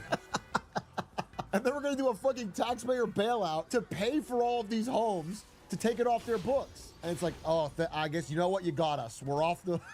we can't own them anymore. That's what it seems more like. It's like they just bought a bunch of homes that are about to lose them a lot of money, and if we make it illegal and somehow pay them for it, I'm gonna be furious. If prices drop because more housing is being built, I could see that happening. Up to demand, that is a healthy market doing exactly what markets are supposed to do. Okay. Denver right now is a decent example of this. Socialize the losses, are down over 2% year over year. Rents have dropped even further, and renters in the city are understandably celebrating. One 29-year-old medical resident who NPR interviewed just moved into a bigger apartment with bigger amenities that he previously couldn't afford, but can now because rents have come down. And if you live in like Austin, living in a city where rents are falling at a good clip is so awesome. It feels great. The deals you get are fucking incredible. All of these like Graystar or whatever will offer you like 2 months rent free. They'll do some crazy shit, bro. It's awesome. One additional factor, for what it's worth, is that even for people who do view housing purely as an investment, they have to recognize that their investment returns have largely been propped up by very accommodating government policies that protected the housing market. No, they'll never realize it. They'll never admit it. They will plug their ears and scream, dude. It was their smart thinking that got them this fucking tripling in housing prices or 10xing. They bought it in the fucking 80s or 70s for $100,000, and now it's $1.1 million, and it's because of their brilliance. And then they keep voting for no new zoning, housing bailouts, and people that fucking push interest rates down. It's absurd. Like, the only reason it's grown so much is because of government intervention. Now, when government tries to fix it, you're like, wait, don't get involved. However, there are still genuine risks here. Falling house prices become an actual economic problem when people are over-leveraged in housing, when the financial system is using it as collateral, and when other sectors of the economy are dependent on housing values continuing to go up. And well, we kind of take all... Even if none of those things were true, they are true, but even if they weren't, just to be clear, there will be pain if housing prices fall. It's a massive asset class. Boomers are doing a majority of the spending. The top end of the K is doing a majority of the spending. If they feel poorer because their houses is like much less in value, they will spend less and the economy will slow down. And that sucks. It's not good, but it's just the way it has to be because people have to live in homes. And nobody under fucking 35 can get in a home. So you just have to, like, we just have to do it. I understand that it's painful, but being like, well, it's painful, so we can't do it. It's just, there's nothing around it. Otherwise, it's gonna get worse and worse and worse. The longer you wait, the worse it gets. If the music really does slow down, someone is going to end up in a bad position. And overwhelmingly right now, that is people who have only just purchased their homes with minimal equity. If you have bought a house in the last 2 or 3 years, especially after 2002 when rates were already elevated, you might be sitting on a mortgage at 6+% with very little buffer between what you... This is who I feel the worst for. It is true. I think it's fucking terrible. It is tragic. Basically, anybody who like post-COVID, especially like 2023 or later, people that bought a home because they're fucking aged to the right age and they want to start a family to begin their life. I mean, housing prices drops are gonna fucking wipe them out. But what are you gonna do? I mean, a lot of people will just live in their home. They'll just live in it. They're gonna take a financial loss, which sucks, but my God, it's like they will still have a house. I mean, it depends, right? I just wanna be super fair. I wanna be super fair because there will be people who don't deserve to get hurt that will get hurt. And it's not fair, but like the vast majority of people that will get hurt if your housing price drops are the wealthy boomers who have to get hurt to reset the system. But like, so let's say you are 34, you just bought a home, high rate, huge price. Price drops, you're now underwater on the house. You're paying more on the house than it's worth. It's pretty miserable, okay? You're not building any wealth at all. That's bad for you. Additionally, because the boomers have now lost wealth, the economy is slowing down. They're not spending as much. Maybe you lose your job or you get downgraded or get your hours cut. Now you're underwater on a home and you have just lost your job. Now it's a full-on bad situation. Now it's like, oh fuck, I've made a terrible financial decision that's ruinous. That is a real thing that will happen to real people and it fucking sucks. I'm not trying to be glib about it. I'm just trying to be real that like, we can't use that one example to avoid the larger picture of the vast, vast majority of homes and wealth are with these people. And we keep trying to prop it up to keep them happy and spending, and it's preventing these people from ever even getting on the ladder. But young people are still by far the most supportive demographic of these policy changes. Yeah. Now, to play devil's advocate a bit, there is one growing sector of the economy that may be hurt by this market correction more than most people are realizing, and that is aged care. Over the last 2 decades in particular, this industry has grown up around effectively harvesting the equity from people's homes to fund slightly more comfortable end-of-life care. Reverse mortgages, cash-out refinancing, or just selling the family house outright to pay for a spot in a... Who the fuck cares? Why I give 2 shits about the fucking end-of-life conversion industry? This is private equity fucking boomer siphoning slop. I do not care about that. That's not an industry that I give one solitary fuck about protecting in any way. Facility. There are a lot of old people as the baby boomers enter the twilight years, and things like aged care facilities have become incredibly expensive because, well, they could. Residents have been showing up with houses... I think every old person should be required to gift 500 subs on the way out. It can be to other streamers, but maybe me, I'm included. They should have to take some of that wealth and fucking dump it into the streaming ecosystem. It would also be irresponsible to not at least mention the wealth effect of number going up and the consumer pessimism that comes from number going down. Yep. A lot of people are spending based on the fact that they have a fully paid off house that has doubled in value in the last 5 years. A lot of old people. Sometimes even with the help of a cash out refinance, which has always ended super well. It is irrational, but when the number on Zillow drops by 15%, the instinct to tighten a belt follows pretty quickly. Yep. A stock portfolio dropping is one thing, but for a lot of American households, their house is their primary wealth. But think about that, dude. Just think about that. A bunch of boomers with paid off homes feel a little bit worse because their Zillow shows a less number. And then in return, people can actually afford housing. I do understand the cost, but come on. So sad, I'm crying. Real wealth is self-worth. Okay, why don't you send me all your money and I'll give you a compliment? That way your self-worth rises, I have your useless cash, and it's a win-win. And unlike stocks, you can't sell 10% of your house to cover expenses. Now, to be fair, most economists who have weighed in on this are not predicting a 2008-style collapse from any of these policy changes. Lending standards, despite our best attempts, are still significantly better than they were back then. The securitization risk is lower, and the underlying demand for housing in this country is still very real. Now, all in all, this might all sound pretty based good. on region. But I'm not going to say whether it is or isn't happening. I'll just say that everything you said could have been said before 2008, to be honest. Economists didn't predict it then either. And they would tell you the banks have great lending standards, and they would, you know what I'm saying? It's like, you don't know who's naked till the tide goes out. It's like, we don't know. We could be setting up for an equally big bubble. Maybe the bubble's migrated over to auto loans and credit cards and everything else, but I'm skeptical that, like, Wall Street learned an incredible lesson. I actually think, but you know, this is what Melody Wright said, but I think the banks have learned a lesson, done a way better lending standards. But the problem is that people just go outside the banks. They go to the shadow banking system. They go off grid, and they have made just as bad dog shit loans in the past, and it's just hidden. And when it all comes out, it's gonna be like, oh fuck, there's billions of dollars of terrible loans out there. But they're just off the grid. They're just off of the normal banking system. Hey, Shrek, when you were doing marketing stuff before 2008, how did it feel compared to now? Was there a looming feeling? How old do you think I am? I was playing Pokemon in 2008. What the fuck? You think I was out there in the business world moving and shaking? Back in 2008, I was playing Pokemon and I was putting people with no job or income into subprime housing loans. You can multitask for like the that. fun of it. Yeah. Is there a problem with that? I just did it for the fucking thrill. You're playing Pokemon now, ain't shit changed. I guess that's true. Dude, in 10 years, you'd be like, what were you doing in 2026? Well, you think I was playing Pokemon. Like your mid-30s. Prime Minister Carney recently announced a $1.5 billion program to buy up unsold Vancouver condos and convert them into rent-to-own affordable housing, which a lot of people are, probably correctly, just seeing as a developer bailout sold to the general public as an affordable housing program. Yeah. The government says Get the a big ol' developers ear. won't turn a profit on these sales, which is something. But they also won't be exposed to the catastrophic loss they would have endured had the government not been there to socialize their losses. Lost a lot of money. And then there is Australia, potentially the most cooked housing market on the planet. They're phasing out negative gearing on established property starting next year, which was the tax loophole that let property investors... Listen, bro, if I bought a house at too high of a price and then it starts cratering, the government does not step in and make me whole.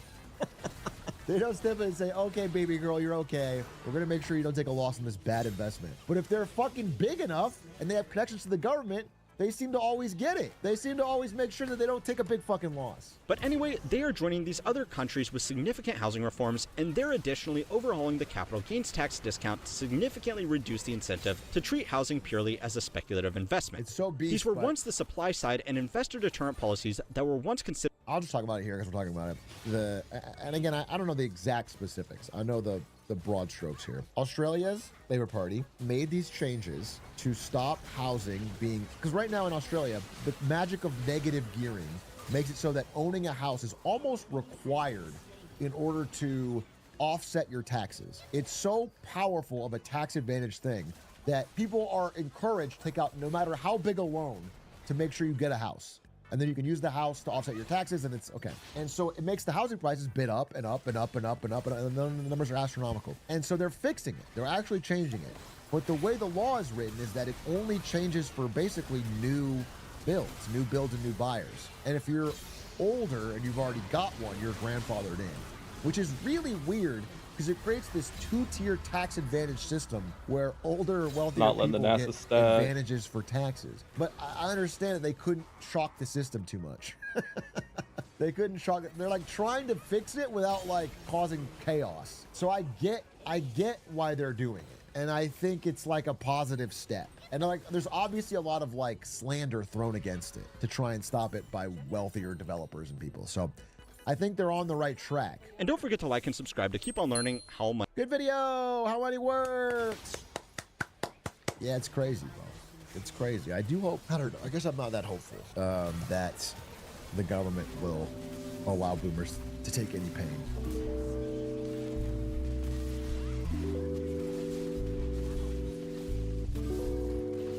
Fuck the NASA's.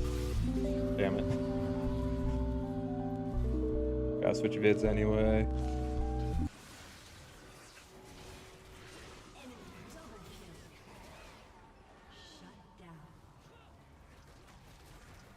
They say higher education is outdated, irrelevant. But at Grand Canyon University, we In early July 2026, Russia's Deputy Prime Minister Alexander Novak got on a video call with Vladimir Putin to deliver the kind of update you really don't want to be delivering to Vladimir Putin.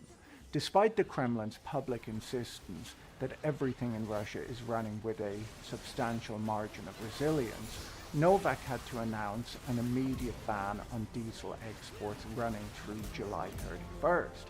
This, you have to understand, is particularly embarrassing for Russia, because geologically speaking, Russia is mostly made of oil, and it markets itself as an energy superpower.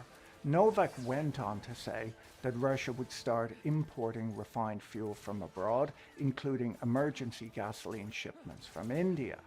For anyone who remembers 2003, this has strong Baghdad-bought energy. Mohammed Saeed al-Sahaf stood in front of the cameras at the start of the Iraq War, insisting that American troops weren't anywhere near Baghdad, while the tanks rolled past behind him on live TV. Russian state TV has assembled its own version of the format. On-air, troops are advancing confidently along the front line. Off-air, in Moscow and in roughly half of the country's regions, drivers are queuing for hours for a rationed daily allowance of fuel. If you just stayed inside and watched TV, you'd believe that all is well.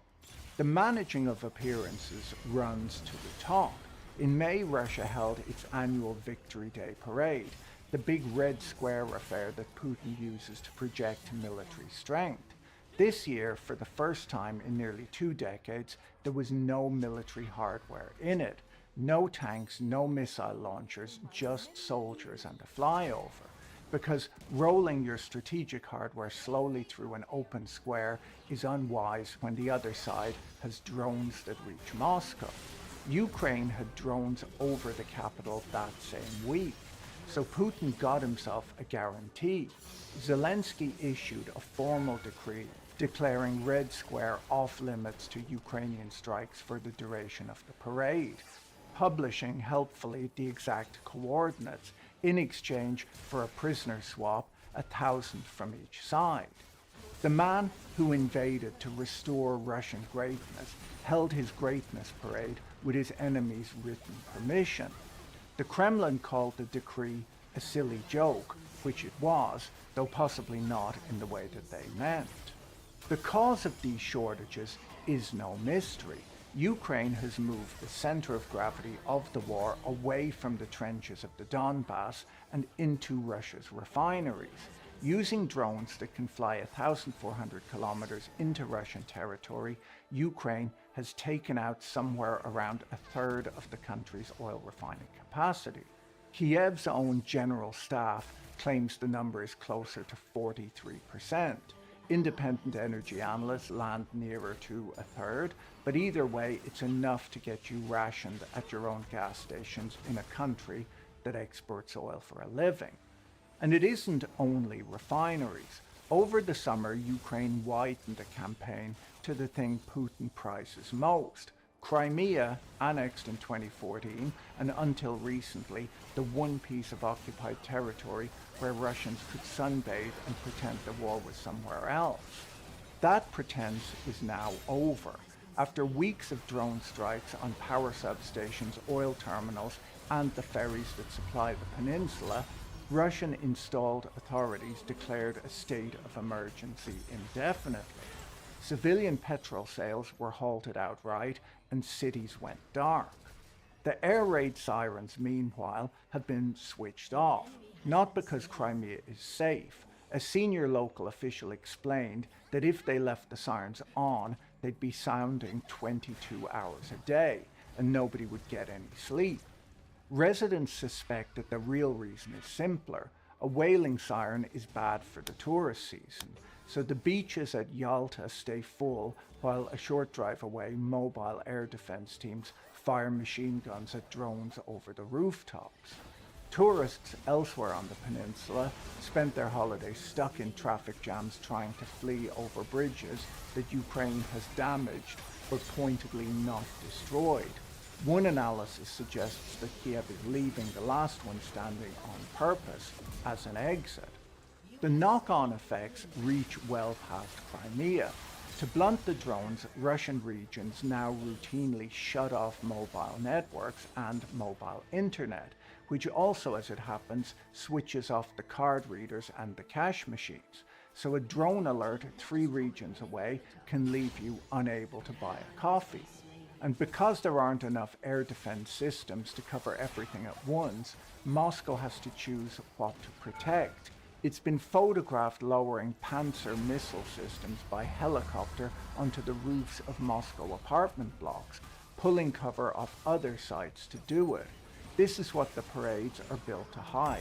A country that invaded its neighbor to project strength now can't reliably keep the lights on in the territory it invaded for, and is rationing its air defenses between its own capital and its own oil refineries.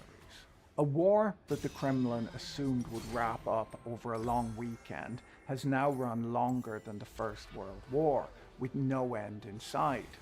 The numbers behind it are the kind that don't really compute. CSIS puts Russian battlefield casualties, dead, wounded and missing, at approximately 1.4 million people between February 2022 and June 2026, including up to 450,000 deaths. Russia has lost more soldiers in Ukraine than the United States has lost in every war combined since 1945, 4 times over. I came across a recent story about Russia rejecting the US claim that Ukrainian strikes inside Russia could help bring the war to an end. What's interesting is that different outlets framed the same remarks in very different ways. One high factuality source emphasized the Kremlin's claim that Ukrainian attacks would only extend the conflict. Another high factuality source focused instead on Peshkov's criticism of the White House, saying there was a fundamental misunderstanding in Washington. Same story, but 2 quite different ways of guiding the reader towards what matters. That's exactly the kind of thing I check with Ground News before relying on any single headline. Ground News is a website and app that pulls together reporting on the same story from outlets around the world and lets you compare how it's being covered.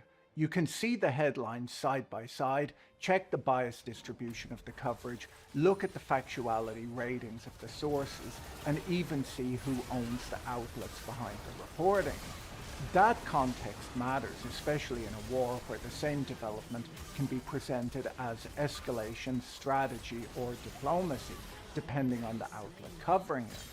Ground News also has a blind spot feed, which highlights stories that one side of the political spectrum is covering much more heavily than the other, so you can spot what may be missing from your usual news diet. Go to ground.news/pb or scan the QR code to get 40% off the Ground News Vantage plan, the same plan that I use. If you'd listened to the Kremlin's cheerleaders last year, you'd have believed that Russia had found a loophole in the laws of financial gravity. They were claiming that the economy was booming. This year, even the official government spreadsheets disagree.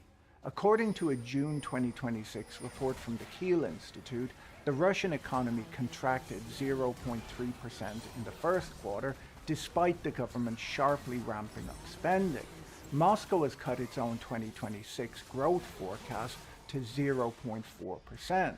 That is not a typo, 0.4%, from a government that spent the last 4 years describing sanctions as basically decorative. The economist Torbjorn Becker describes it as a 2-track economy. To keep inflation under control, Russia's central bank has held rates above 14%, while the government keeps pouring rubles into defense with the other hand. It's the macroeconomic equivalent of flooring the accelerator with the brakes locked on. The engine screams, the civilian economy chokes on the borrowing costs, and the car doesn't go any faster. Russia is not collapsing, not dramatically, and not on a schedule anyone could put a date on. The Kiel Institute's term for what's going on is structural exhaustion, which is a nice way of saying that the economy is running on fumes. They report that Russia's pre-war fiscal buffers are almost entirely spent, and the state is now engaged in a dangerous game of under-the-table financial engineering to keep its war machine from seizing up. It's not just Russian citizens who are expected to buy into the televised alternate reality. For the last few years, a strange pattern has emerged where certain Western commentators look at modern Russia and see a highly cohesive traditionalist paradise. They manage to look past the military draft, the collapsing infrastructure, and the rampant corruption, and see instead a spiritually unified nation bravely standing up to Western decadence. The highest profile example is when the like I must have to YouTuber wait for Tucker board. Carlson took a pilgrimage to Moscow in 2024 to interview Vladimir Putin. Oh, I can't In wait. the video, Carlson rode the subway, admired the decor of the train station, and visited an upscale grocery store, where he priced out a week's shopping at $104 against the roughly $400 he and his crew guessed it would cost back home. He came away, in his own words, radicalized against American leadership. That's how I feel anyway, radicalized. This grocery store diplomacy is not historically a new thing. In 1989, Boris Yeltsin visited a supermarket in Houston and was so stunned by the shelves of pudding cups and the total God, absence still of a bread line flash. that he went home and helped dismantle the Soviet Union. 35 years later, an American walked into a Russian supermarket and had the exact opposite reaction. Progress, it turns out, runs in both directions, provided that you only ever visit the flagship store. Now, it's not that unusual for Americans abroad to notice that the bread is better, and this is mostly because American bread is horrible. Had Carlson gone to Paris instead, he'd still be wearing a beret and a string of onions around his neck to this day. At the time, plenty of people pointed out that judging a country's macroeconomic health from a supermarket next to the foreign ministry is a bit silly. The conservative writer Jonah Goldberg called the whole segment amazingly stupid and noted that Russia, on a per capita basis, is about a fifth as wealthy as the United States, and that America's poorest regions are significantly wealthier than Russia. Russian GDP per capita sits somewhere around $13,000 to $15,000, while the US number is north of 80,000. So of course, the bread is a bit cheaper in Russia. The traditional Christian values argument holds off about as well. Surveys show that religion plays an important role in the lives of about 15% of the Russian population, significantly lower than the equivalent US number, not higher. In fairness to Carlson, by the time he got to that Moscow supermarket, he'd already been through quite a lot. Sometime in 2023, by his own account, he was physically attacked in his bed by a demon. Yeah, by a demon. Something that he didn't make public until a documentary interview released in late 2024, in which he said that he woke with 4 bleeding claw marks across his ribs and shoulders left, in his words, by something unseen. I went and flipped on the light in the bathroom and I had 4 claw marks on either side underneath my arms and on my left shoulder. And they're bleeding. Wait, they were bleeding? They're bleeding, yeah. No, they're actual claw marks. And I sleep on my side, so I wasn't clawing myself. I don't have long nails. And they didn't fit my hands anyway. But yeah, that happened. Now, this isn't a theology channel, whatever the comments keep insisting, so we should probably consider the alternative explanations. And here we can turn, as we so often can, to Vladimir Putin. In his own autobiography, Putin tells a story about growing up in a St. Petersburg apartment block, where as a boy he once chased a large rat down a hallway with a stick. Now, to my younger viewers, this is what children did before they had mobile phones, in Russia anyhow. He cornered the rat, and then the rat, having nowhere left to go, turned around, lunged at his face, and chased him back into his parents' home. Hold on to that story, because we'll need it for later. But for now, it's enough to note that between Russian municipal plumbing, the general absence of pest control, and a head of state with first-hand experience of large, aggressive rats indoors, there's a non-zero chance that the terrifying entity that Claude Tucker Carlson was, in fact, a rat. Occam's razor. But, oh yeah, no, that happens. Yeah, people are attacked in their bed by demons. What? What are you even talking about? Yeah. The people falling for the Potemkin supermarket tour are making the same mistake as the people reading Russia's official GDP figures. They're looking at the display case and ignoring the foundations underneath it. If we actually want to understand how Russia is paying for the war, we need to stop admiring the bread and go back to the depleted sovereign wealth fund and the bankruptcy statistics instead. Once you do that, the numbers get bleak rather fast. Russia went into this war with a serious rainy day account. For years, the Kremlin had been funneling excess oil and gas revenue into its national wealth fund, a buffer built for exactly this kind of shock. At the start of the invasion, that fund's liquid assets sat at 6.5% of GDP. As of this April, they're down to 1.8%. The cushion is mostly gone. Without those savings, the government is burning cash at a rate that doesn't leave much room for maneuver. In the first 3 months of 2026 alone, Russia's budget deficit hit 4.6 trillion rubles. The official target for the entire year was 3.8 trillion, so they blew through their 12-month credit limit in 90 days. So, piggy bank empty, official budget already blown, how are they keeping the lights on in the tank factories? Well, by moving the cost off the books. The economist Matthew Klein, drawing on research by Craig Kennedy, lays out the basic arithmetic. Military spending is up and oil and gas revenue is down, and the shortfall has to come from somewhere. So it's coming from everywhere. Higher taxes, spending cuts, more borrowing, and the steady sale of reserve assets, including the national gold. An energy superpower is selling its gold to cover the fuel bill. On top of that, corporate debt has ballooned since the war began, driven largely by state-controlled banks being ordered to flood military-related companies with cheap credit. The Kremlin has effectively commandeered the banking system to do through the back door what the budget can't do openly. And the state keeps these firms afloat by letting them simply not pay their bills. The government is sitting on a mountain of uncollected taxes and fees from the corporate sector, debt by any other name, just filed under a friendlier heading.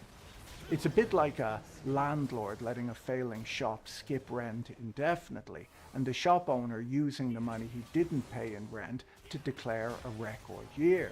It works on a spreadsheet for a while, but eventually somebody needs to come up with actual cash to stop the building falling down. The bill is arriving. Overdue enterprise debt has climbed sharply, and a meaningful share of all corporate debt is now flagged as problem loans. For a growing number of large Russian firms, the annual interest bill is bigger than their entire annual EBITDA, which means that the businesses are losing money at the raw operating level before you even get to the taxman or asset depreciation. At that point, company is a generous word for what you're looking at. It's an org chart standing on top of an invoice someone else is going to have to pay. Unfortunately for Moscow, the shock that finally tips this over isn't coming from the West. It's coming from their most important ally. Days before the full-scale invasion, Vladimir Putin and Xi Jinping signed a joint statement declaring a no-limits partnership. To a casual observer, that reads like two geopolitical heavyweights teaming up to rewrite the global financial system.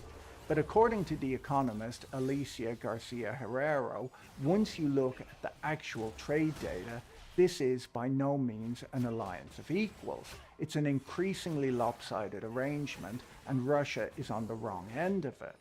China now accounts for roughly 35% of Russia's total foreign trade, up from 16% before the war.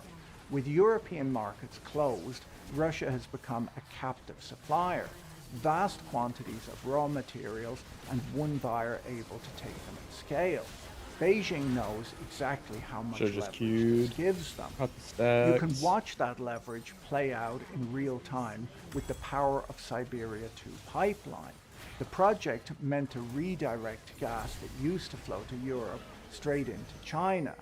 Putin flew to Beijing in May, specifically hoping to close the deal.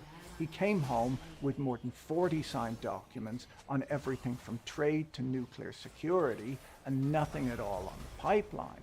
China is perfectly happy to let Russia sit there while it keeps squeezing the terms.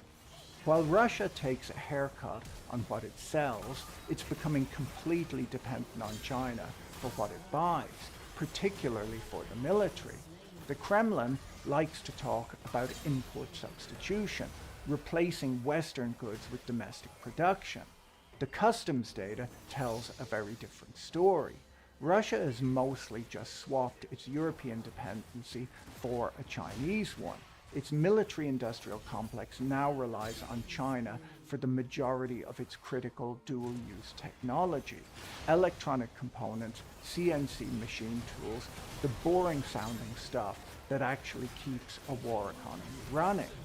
The economist Konstantin Urgarov went digging through the Russians' custom records to see exactly how that works. Take microprocessors. In 2021, most of the chips entering Russia were made by American companies like Intel and AMD. Today, those same Western brands still make up the overwhelming majority of Russia's chip imports. The only thing that's changed is the paperwork, which now routes the vast majority of them through China first. Beijing isn't replacing Western technology, it's charging a toll on it.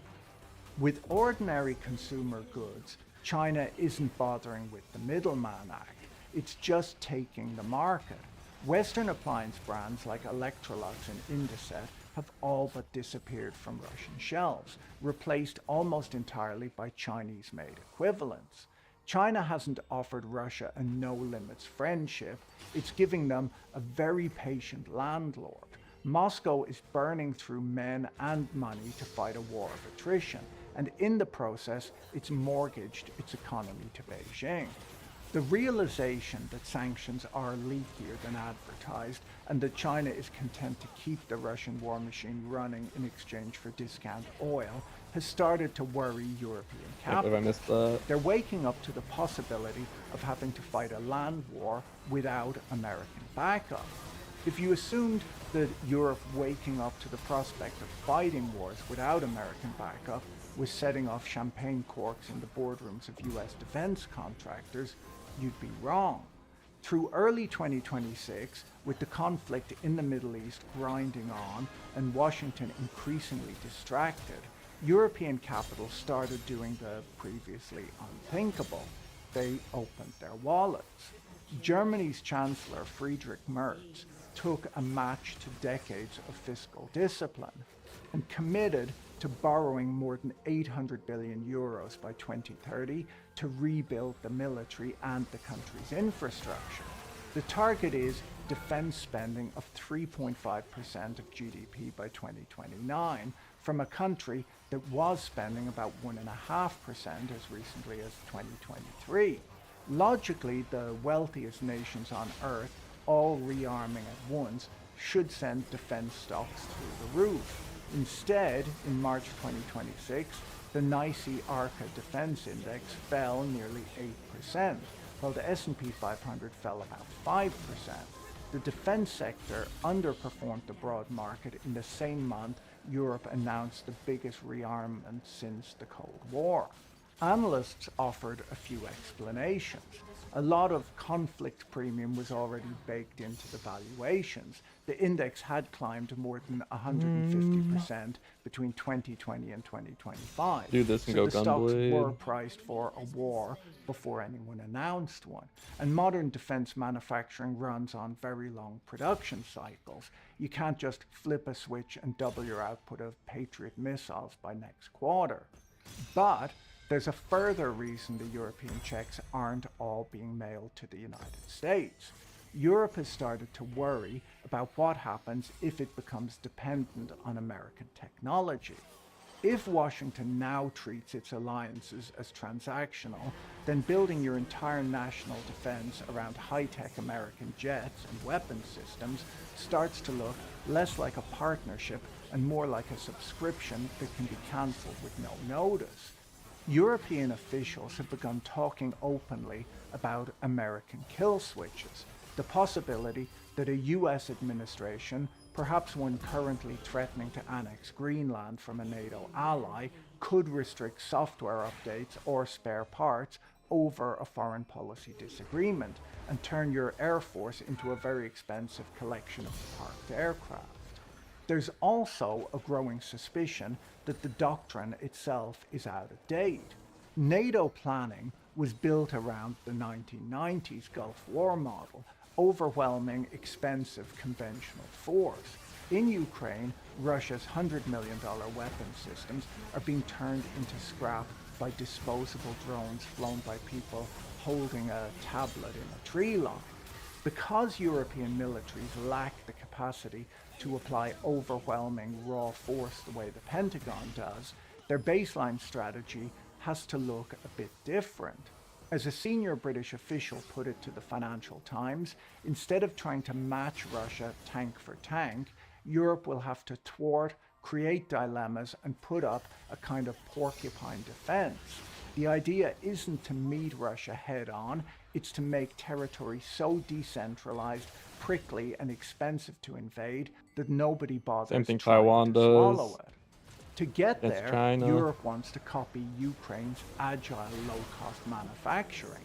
Ukraine went from a napkin sketch to combat-tested Flamingo cruise missiles in under 9 months, and now builds them for roughly $500,000 apiece, which is about a fifth the price of an American Tomahawk with double the range.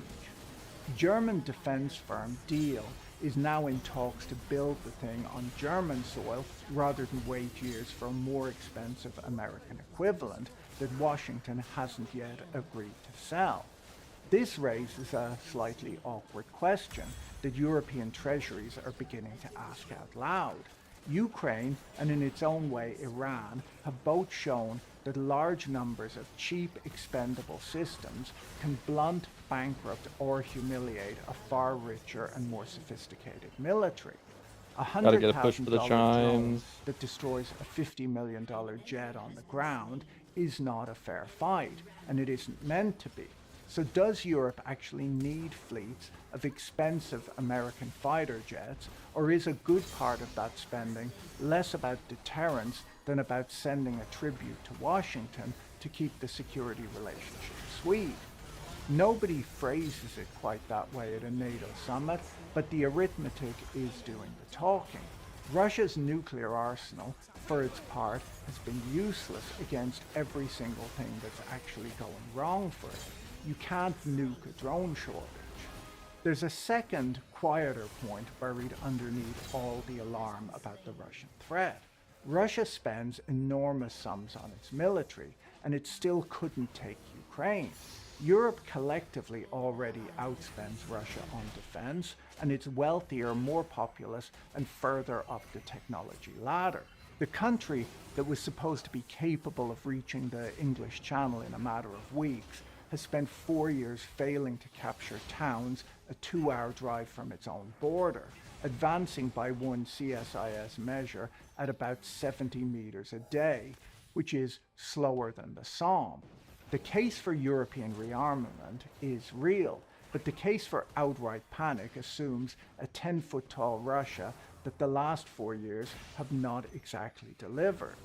The irony here is hard to miss. The US defense establishment spent decades lecturing Europe about spending more on its own military. Europe has finally started and is deliberately designing a force that runs without American weapons, built in factories that aren't in America. There's a persistent optimism among certain foreign policy commentators that this whole thing can be wrapped up with one neat executive deal. The logic usually rests on a psychological framework known as the cornered Putin theory. Diplomats who like this theory lean on that rat, the one from Putin's hallway, the one we filed away earlier. One more. The lesson we're told is that So you must close. never corner Russia, or the cornered rat, a nuclear superpower, might do something drastic. There's just one problem with using the story as a diplomatic roadmap.